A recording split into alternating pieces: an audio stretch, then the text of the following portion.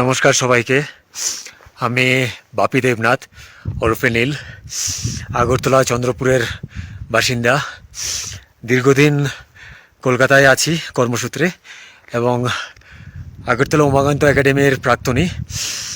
আমি 21শে মে 2024 কলকাতা থেকে একটা সাধারণ সিঙ্গেল গিয়ার সাইকেল নিয়ে যাত্রা শুরু করি মাউন্ট এভারেস্টের উদ্দেশ্যে, এবং আমার রুট ছিল কলকাতা, বানারস, अयोध्या, सनोली बॉर्डर, काठमांडू, भूखंडपेशी, गुरमी, ओखलदुंगा, सल्लेरी, नामचे बाजार হয়ে আজকে 14ই জুলাই 2024 10:55 ভারতীয় সময় অনুযায়ী এভারেস্ট বেস ক্যাম্প কমপ্লিট করি, এবং এটা কমপ্লিট করার সাথে সাথে একটা ওয়ার্ল্ড রেকর্ড ক্রিয়েট হয়, যেটা হচ্ছে প্রথম বাঙালি সাইক্লিস্ট হিসাবে আমি এই রেকর্ডটা করি এবং ভারতবর্ষের তৃতীয় সাইক্লিস্ট এবং পুরো বিশ্বের মধ্যে অষ্টম সাইক্লিস্ট হিসাবে এই রেকর্ডটা করা হয়।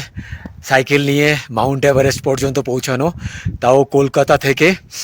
এবং আমার সাইকেলের কোনো গিয়ার নেই, কোনো কিছু নেই, একটা নর্মাল সাধারণ সাইকেল সিঙ্গেল গিয়ার।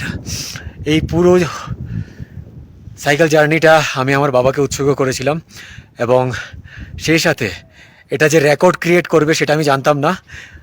সেটা কমপ্লিট করার পর আমি জানতে পারি যে এটা একটা ওয়ার্ল্ড রেকর্ড ক্রিয়েট করেছে এখানকার যারা অফিসিয়ালস আছে এবং বিভিন্ন চেক পয়েন্টে যারা কর্মরত, খুমজু, তারপর সাগরমাথা পার্কে, ওদের থেকে আমি যে জিনিসটা জানতে পারলাম, এবং তারপরেই আমি সেটা আপলোড করলাম যে একটা ওয়ার্ল্ড রেকর্ড আমি আমার ত্রিপুরাবাসীদের উদ্দেশ্যে দিলাম, এবং পশ্চিমবাংলার উদ্দেশ্যে এবং পুরো বাঙালি জাতির উদ্দেশ্যে, যে প্রথম সাইক্লিস্ট হিসাবে এভারেস্টের বেস ক্যাম্পে আমি সাইকেল নিয়ে পৌঁছাতে পেরেছি।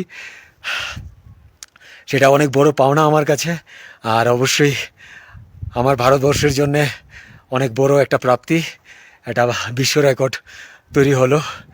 ধন্যবাদ সবাইকে আমার সাথে সোশ্যাল মিডিয়াতে যুক্ত থাকার জন্যে এবং আমাকে সাপোর্ট করার জন্যে।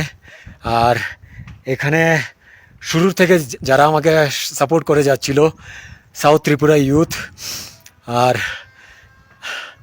আমার স্যার সঞ্জয় সিনহা স্যার, তো এটাই বলবো, অসম্ভব বলে কোনো কিছু নেই, শুধুমাত্র ইচ্ছে শক্তি থাকা চাই যে এটা কমপ্লিট করতে হবে।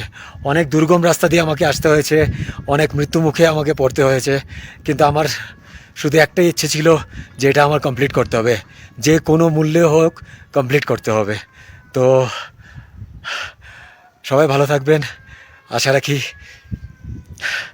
আগামী দিনে আরও অনেক কিছু করার ইচ্ছে আছে। জানি না কতটা কী করতে পারবো, কিন্তু করার চেষ্টা করব।